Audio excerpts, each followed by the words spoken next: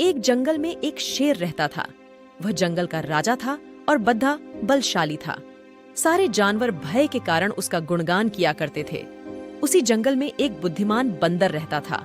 वो शेर से डरता नहीं था और व्यर्थ में उसका गुणगान नहीं करता था। शेर की यह बात बुरी लगती थी। एक बार उसने बंदर को बुलाया और कहा, जंगल के सारे जानवर मेरी प्रशंसा करते हैं, तुम नहीं? ऐसा क्यों? मैं किस बात पर आपकी प्रशंसा करूं? बंदर ने पूछा।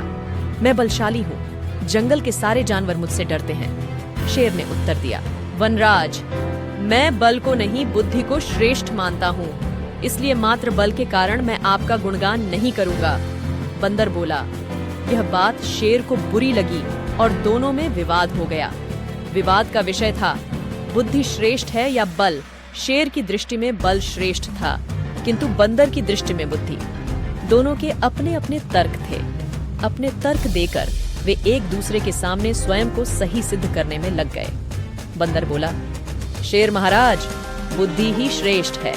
बुद्धि से संसार का हर कार्य संभव है, चाहे वह कितना ही कठिन क्यों न हो। बुद्धि से हर समस्या का निदान संभव है, चाहे वह कितनी ही विकट क्यों न हो। मैं बुद्धिमान हूँ और अपनी बुद्धि का प्रयोग कर किसी भी मुसीबत से आसानी से निकल सकता हूँ। कृपया यह बात मान लीजिए।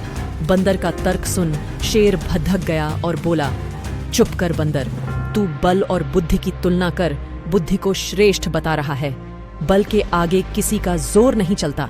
मैं बलवान हूँ और तेरी बुद्धि मेरे बल के सामने कुछ भी नहीं। मैं चाहूँ तो इसी क्षण इसका प्रयोग कर तेरे प्राण ले सकता हूँ। बंदर कुछ क्षण शांत रहा और बोला, महाराज, मैं अभी तो जा रहा हूँ, किंतु मेरा यही मानना है कि बुद्धि बल से श्रेष्ठ है। एक दिन मैं आपको ये प्रमाणित करके दिखाऊंगा। मैं अपनी बुद्धि से बल को हरा दूंगा। मैं उस दिन की प्रतीक्षा करूंगा जब तुम ऐसा कर दिखाओगे। उस दिन मैं अवश्य तुम्हारी इस बात को स्वीकार करूंगा कि बुद्धि बल से श्रेष्ठ है, किंतु तब तक कतई नहीं। शेर ने उत्तर दिया। इस बात को कई दिन बीत गए। बंदर और शेर का आमना सामना भी नहीं हुआ। एक दिन शेर जंगल में शिकार कर अपनी गुफा की ओर लौट रहा था। अचानक वह पत्तों से ढके एक गड्ढे में जा गिरा। उसके पैर में चोट लग गई। किसी तरह वह गड्ढे से बाहर निकला तो पाया कि एक शिकारी उसके सामने बंदूक ताने खड़ा है। शेर घायल था। ऐसी अवस्था में वह शिकारी का सामना करने में असमर्थ था।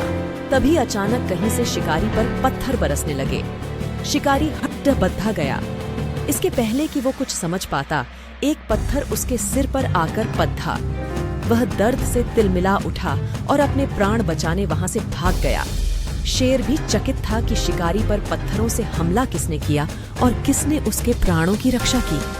वह इधर उधर देखते हुए ये सोच ही रहा था कि सामने एक पेड़ पर बैठे बंदर की आवाज उसे सुनाई दी। महाराज, आज आपके बल को क्या हुआ? इतने बलवान होते हुए भी आज आपकी जान पर बनाई। बंदर को देख शेर ने पूछा, तुम यहाँ कैसे? महाराज, कई दिनों से मेरी उस शिकारी पर नजर थी। एक दिन मैंने उसे गड्ढा खोदते हुए देखा तो समझ गया था कि वह आपका शिकार करने की फिराक में है। इसलिए मैंने थोड़ी बुद्धि लढ़ाई और ढेर सारे पत्थर इस पेड़ पर एकत्रित कर लिए, ताकि आवश्यकता पड़ने पर इनका प्रयोग शिकारी के विरुद्ध कर सकूं।